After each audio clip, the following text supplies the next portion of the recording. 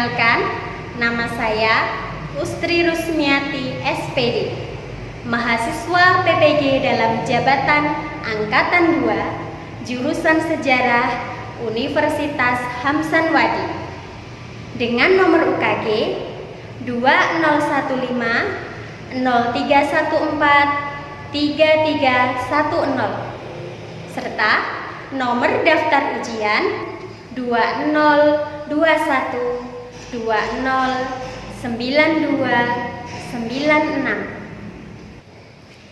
Berikut adalah video praktik pembelajaran saya yang saya laksanakan secara daring pada hari Rabu tanggal 18 Agustus tahun 2021 di kelas 10 IPS 4 SMA Negeri 1 Sulang pada pokok bahasan Indonesia Zaman Praaksara.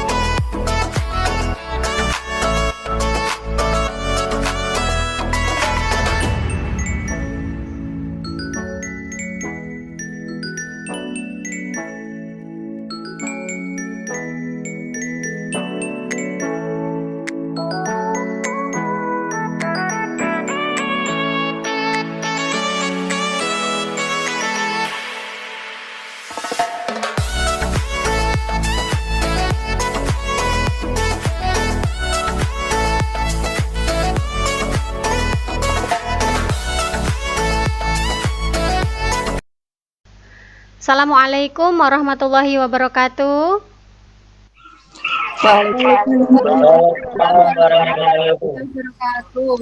Selamat pagi anak-anak, apa kabar? Pagi. Alhamdulillah sehat semua ya, nggak ada yang keluarganya terkena COVID ya? Alhamdulillah. Oke. Bu. Iya, alhamdulillah.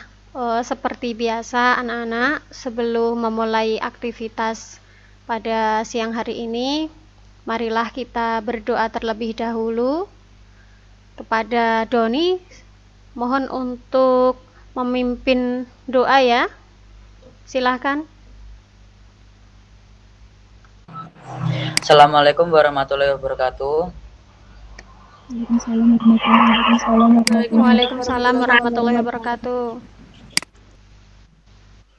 Sebelum kita memulai kegiatan belajar pada pagi hari ini, mari kita berdoa terlebih dahulu menurut kepercayaan dan agamanya masing-masing. Berdoa mulai. Berdoa selesai. Oke, terima kasih Doni sudah membantu Bu Ustri untuk memimpin doa sebelum belajar. Selanjutnya, Bu Ustri mau melakukan presensi dulu. Jadi nanti biar tahu siapa-siapa yang belum hadir pada pembelajaran hari ini. Oke, yang pertama, Sasniati. Hadir, Bu. Oke. Siti Isna. Hadir, Bu. Riza Adelia. Iya, Bu. Hadir. Doni hadir, Hadir, ya. Bu. Salma pakai HP-nya ibunya nggak apa-apa ya. Tadi sudah konfirmasi Bu Ustri kok. Ini masih ada yang Bu Ustri belum sebut? Ada yang belum di absen sama Bu Ustri? Sudah semua ya? Oh iya, alhamdulillah.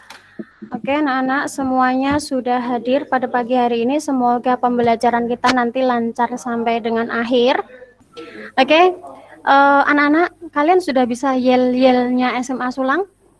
Ya, siap, Bu. Siapa kita?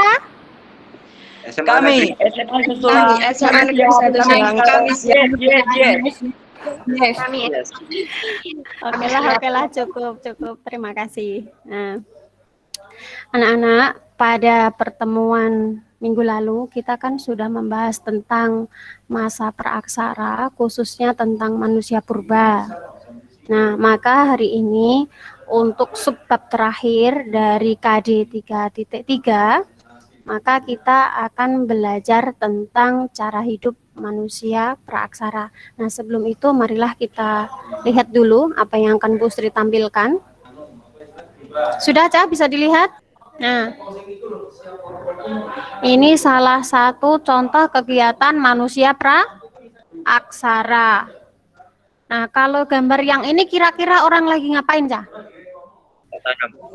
Iya, bertanam. Tapi bertanamnya kira-kira di wilayah yang seperti apa? Pernah nggak kalian melihat pemandangan yang seperti ini? Pindah-pindah itu enggak? Iya, ini sebenarnya adalah wilayah daerah lereng gunung yang mana hutannya sudah ditebangi, kemudian dibakar, lalu ada penduduk yang melakukan aktivitas menanam jagung.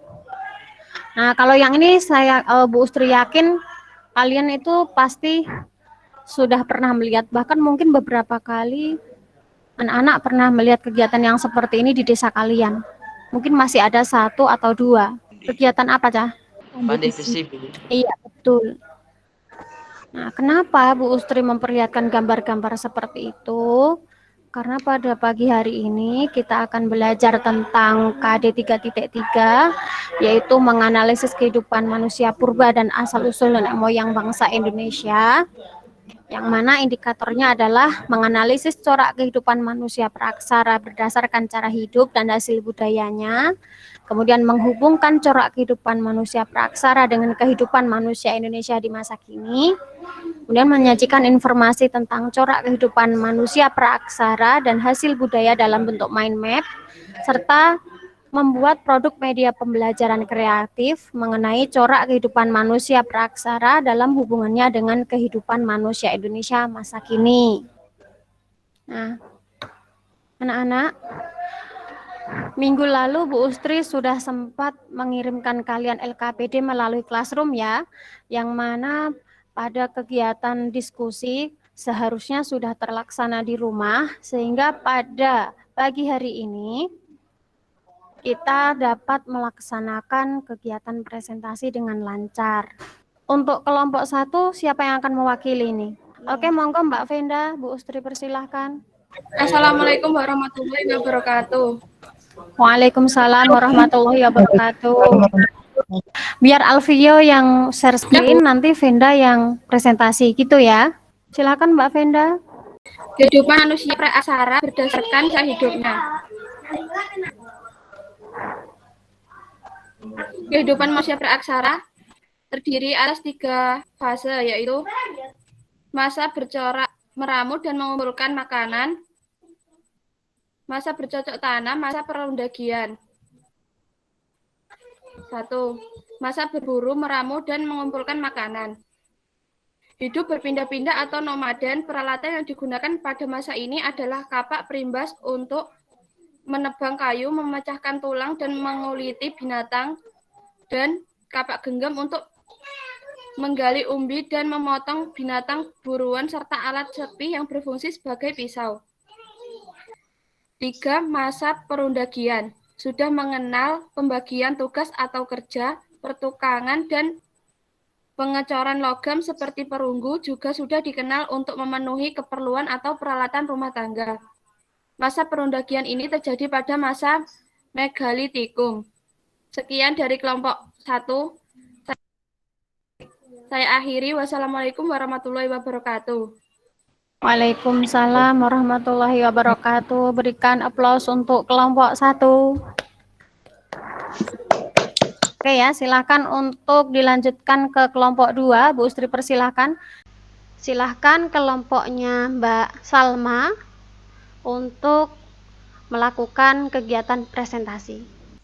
Assalamualaikum warahmatullahi wabarakatuh. Saya perwakilan dari kelompok 2 akan mempresentasikan tentang kehidupan manusia praaksara pada zaman batu. Zaman batu merupakan zaman ketika manusia mulai mengenal alat-alat yang terbuat dari batu. Zaman batu sendiri dikelompokkan menjadi 4 masa, yaitu 1. Zaman Paleolitikum atau zaman batu tua. 2. Zaman Mesolitikum atau zaman batu tengah. 3. Zaman Neolitikum atau zaman batu muda. Dan zaman Megalitikum atau zaman batu besar. Yang pertama yaitu zaman Paleolitikum atau zaman batu tua. Zaman ini diperkirakan berlangsung kurang lebih 600.000 tahun silam. Ciri-ciri zaman Paleolitikum yaitu 1. Manusia hidup dengan cara meramu dan berburu atau yang sering disebut dengan sistem food gathering. 2. Manusia hidup dengan nomaden atau bertempat tinggal secara berpindah-pindah. 3. Terdapat manusia purba jenis Homo sapiens. 4. Mempunyai kepercayaan animisme, dinamisme, dan juga tetonisme. Meskipun belum terkonsep, namun sudah mulai menyadari adanya kekuatan di luar diri manusia. Yang kedua ada zaman Mesolitikum atau zaman batu tengah. Ciri-ciri zaman ini yaitu 1. Terdapat manusia jenis Homo sapiens dan juga bangsa Papua Melanesoid. Yang kedua, sudah mengenal kepercayaan animisme, dinamisme, dan juga tetonisme. Yang ketiga, manusia pada saat itu hidup secara semi-nomaden. Dibuktikan dengan ditemukannya Apistosros, yaitu gua-gua yang ditinggali manusia pada saat itu. Kemudian yang ketiga yaitu zaman Neolitikum atau zaman batu muda. Ciri-ciri zaman ini yaitu 1. Manusia telah mengenal sistem bercocok tanam atau food producing. Yang kedua, masuknya bangsa Proto-Melayu atau yang sering disebut dengan Melayu tua ke Indonesia, sehingga menghasilkan beberapa suku bangsa, seperti suku Nias, suku Sasak, suku Batak, suku Baduy, dan juga suku Dayak. Yang ketiga, mengenal kepercayaan animisme, dinamisme, dan juga tetonisme. Manusia pada saat itu juga mulai mengenal primus inter pares, atau yang sering disebut sebagai hukum rimba, yang kuatlah yang akan berkuasa. Kemudian yang keempat ada hasil kebudayaannya berupa kapak lonjong dan juga kapak persegi. Yang keempat yaitu zaman Megalitikum atau zaman batu besar. Ciri-ciri zaman Megalitikum yaitu 1. Masuknya bangsa Deutero-Melayu atau Melayu muda ke Indonesia, sehingga menghasilkan beberapa suku bangsa seperti suku Jawa, suku Bali, suku Madura, dan juga suku Bugis. Yang kedua, kepercayaan animisme, dinamisme, dan juga tetonisme mencapai pada puncaknya. Yang ketiga, hasil budayanya berupa menhir, dolmen, sarkofagus, waruga, kubur batu, dan juga punden berundap. Yang keempat, diyakini pada masa ini masyarakat telah mengenal kebudayaan logam. Sekian presentasi dari kelompok kami. Apabila ada kesalahan, kami mohon maaf yang sebesar-besarnya dan terima kasih atas perhatiannya. Wassalamualaikum warahmatullahi wabarakatuh. Waalaikumsalam warahmatullahi wabarakatuh. Sungguh presentasi yang luar biasa. Berikan aplaus lagi. Ternyata anak-anak ini sangat cerdas, pintar, dan punya bakat. Dan sesuai dengan tadi kesepakatannya, setelah ketiga kelompok sudah presentasi, maka sekarang kita masuk ke sesi tanya jawab. Siapa dulu yang mau bertanya mewakili kelompoknya? Ini anak-anak cerdas semua kok. Oke, Mbak Salma angkat tangan. Oke, silakan Mbak Salma. Saya mohon izin untuk bertanya kepada kelompok 1. Monggo kelompok 1 bersiap-siap catat. Iya, Bu. Sistem pertanian yang dilaksanakan pada masa praaksara, kira-kira itu seperti apa? Monggo kelompok 1 mau langsung menjawab atau Iya, Bu. mau langsung menjawab? Oke, silahkan. Masih sangat sederhana menggunakan sistem ladang berpindah dengan cara menebang dan membakar hutan. Monggo berikutnya mungkin kalau ada yang mau bertanya lagi, Bu Ustri persilahkan. Kalau ada yang mau bertanya lagi. Saya Bu, Iya, Alfio, silakan Vio. izin bertanya kepada kelompok 2 lagi. Ada zaman batu ya? Budayanya juga budaya batu dong. Ya, pertanyaan, mengapa budaya masa batu dan berubah menjadi pada budaya logam? Apakah batu menjadi logam seperti sulap atau gitu atau gimana? Mohon penjelasan. Iya, pertanyaannya Alfio cukup membuat kita tersenyum dan tertawa. Itu Siti Isna juga sudah senyum-senyum sama Salma. Ya, kira-kira apakah seperti sulap dari batu tiba-tiba celing langsung ke logam seperti itu ya? Monggo kelompok 2 mau langsung menanggapi atau butuh waktu? Kelompok 2 kebingungan, mungkin ada dari kelompok lain yang punya ide. Ya, kalau menurutnya Mbak Salma, katanya pasti ada prosesnya dulu, mulai dari ke perunggu atau ke besi itu pasti ada prosesnya begitu, Vio. Ada yang lain mungkin yang berani menambahkan? Pasti juga bertahap, Bu. Iya, bertahap, emang ya ada proses. Tapi nyaman nggak dengan proses itu? Orang dia aja berubah, aku nggak nyaman kok. Ini serasa mulai bucin ini. Tapi pertanyaannya memang masuk akal ini, Mas Alfio ini. Nah, yang lain, memang harus seperti itu. Ini baru yang namanya tanya jawab yang interaktif.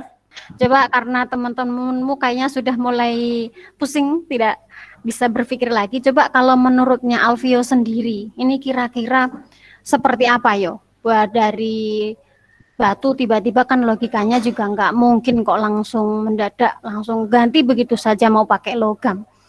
Menurut saya sih karena masyarakat merasa lebih nyaman, asik, nyaman. Ya karena budaya batu itu keras Bu, agak ribet dikit.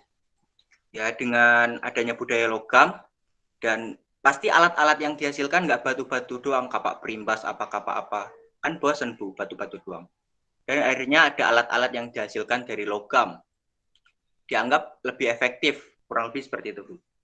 Iya, ya memang betul sekali yang dikatakan Alfio. Logikanya, walaupun sudah mengenal pertukangan, masyarakat itu tetap masih bercocok tanam. Karena kegiatan perundagian membuat barang-barang dari logam itu biasanya dilaksanakan di sela-sela masa menuju musim tanam. Monggo berikutnya mungkin kalau ada yang mau bertanya lagi, Bu Ustri persilahkan. Saya ingin bertanya kepada kelompok 2, Bu. Oke, Siti Nur Umi dari kelompok berapa ingin bertanya? Saya dari kelompok 3. Oke, dari kelompok 3 ingin bertanya ke kelompok 2. Oke, silakan kelompok 2 bersiap-siap. Sejak kapan sistem penguburan dengan model-model zaman megalitikum mulai berubah?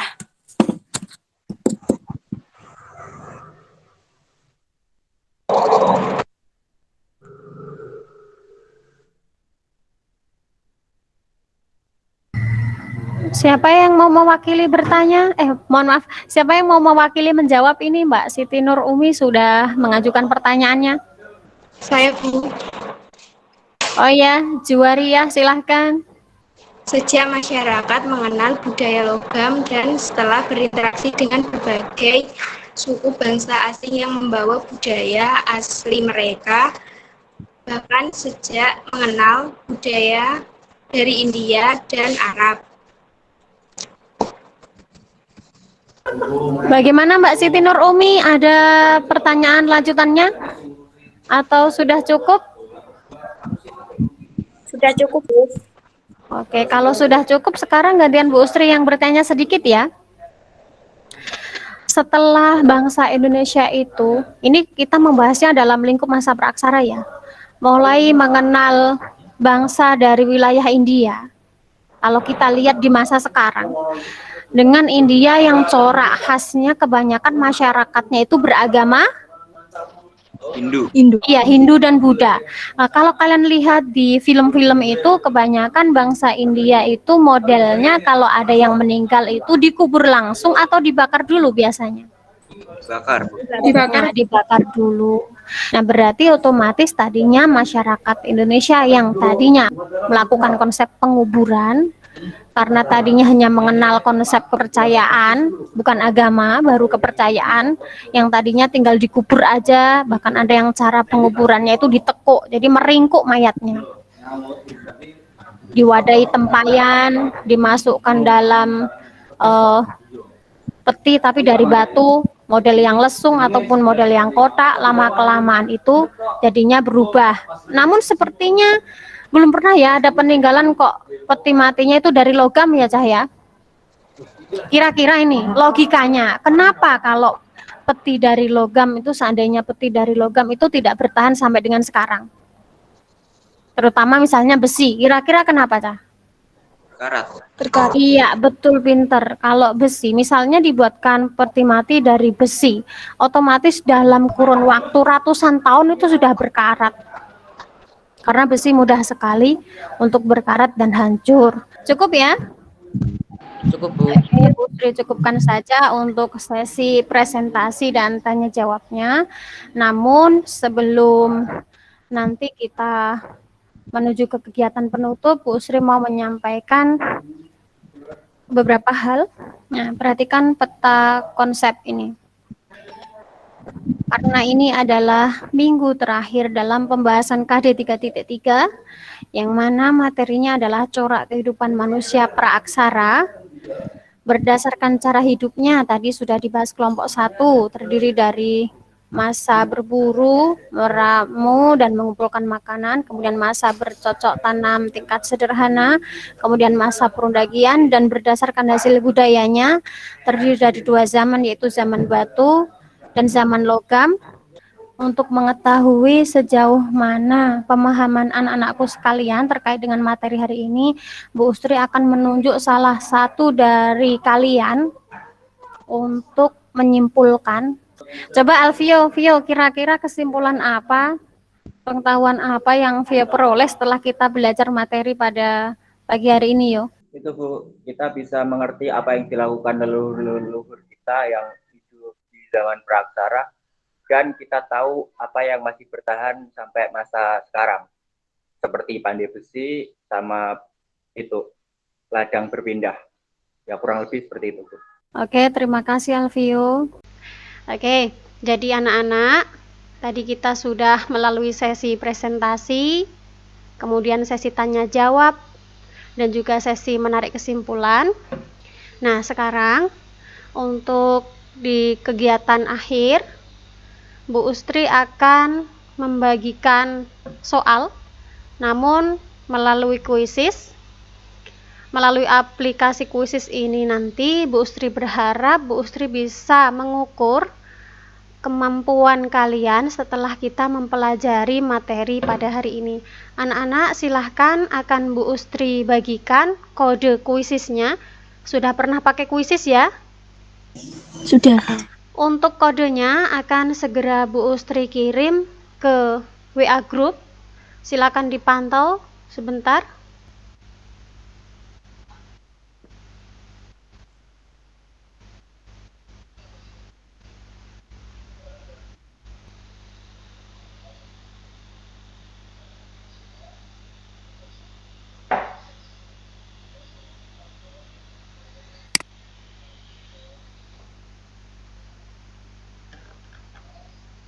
Anak-anak, untuk kodenya akan Bu Ustri dikte. Silakan dicatat ya. Kodenya singkat. 80 10 84. Untuk kegiatan kuis ini Bu Ustri beri waktu 10 menit. Silakan.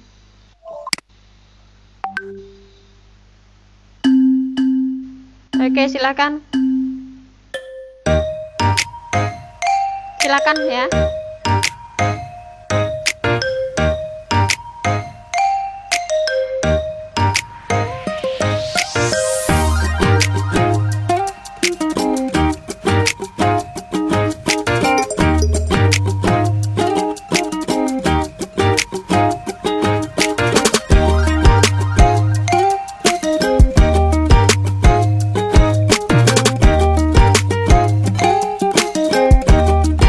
Musiknya enak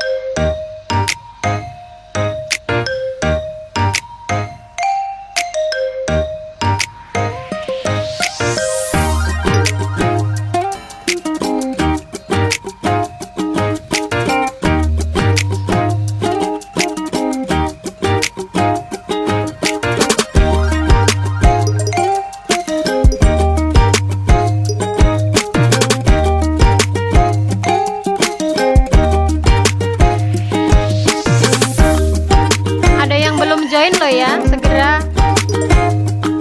Ada yang belum masuk ke kuisis.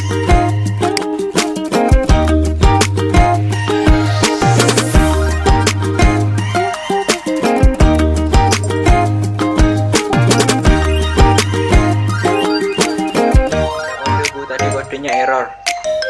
Oh, oke.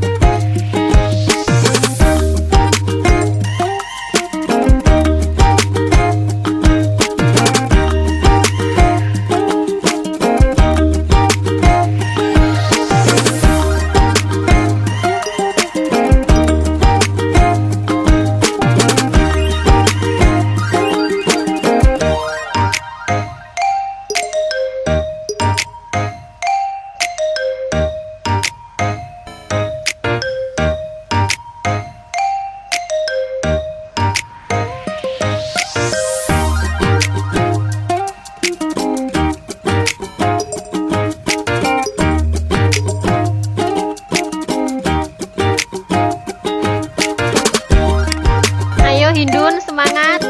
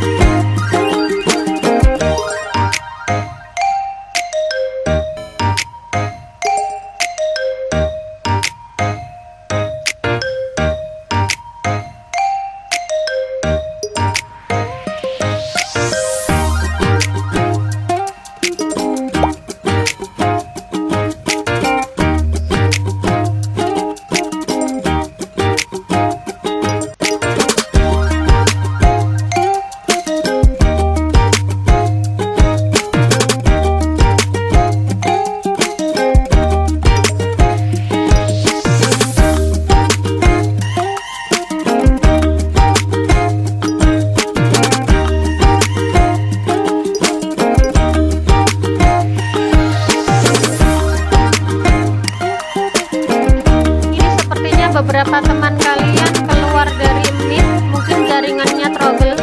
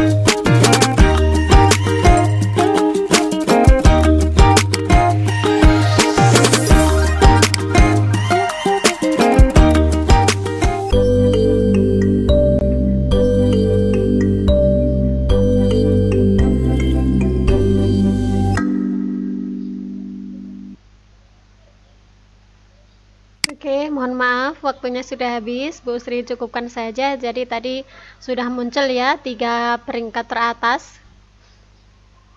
yaitu atas nama Salma, Riza, dan Sasniati. Terima kasih anak-anak. Kegiatan pada siang hari ini sudah selesai. Bu Sri ucapkan terima kasih karena sudah aktif dalam kegiatan pembelajaran hari ini. Kegiatan pada pembelajaran berikutnya, mohon anak-anak untuk tetap terus memantau WA Group, kemudian juga Google Classroom, Untuk materi pada pertemuan berikutnya adalah kerajaan-kerajaan yang bercorak Hindu-Buddha. Anak-anak mungkin bisa mempersiapkan terlebih dahulu dengan cara browsing di internet. Selain itu juga dapat membaca modul yang akan Bu Ustri share di classroom. Demikian anak-anak, kegiatan pembelajaran kita hari ini sudah terlampaui. Terima kasih. Untuk kegiatan doa penutup, minta tolong Alfio bisa dipimpin doanya, karena tadi doa pembuka sudah dipimpin oleh Doni. Maka sekarang minta tolong Alfio yang membantu memimpin doa penutup. Silakan Alfio. Doa mulai. Berdoa selesai. Mohon maaf apabila ada salah kata. Terima kasih. Wassalamualaikum warahmatullahi wabarakatuh. Waalaikumsalam warahmatullahi Warahmatullahi wabarakatuh.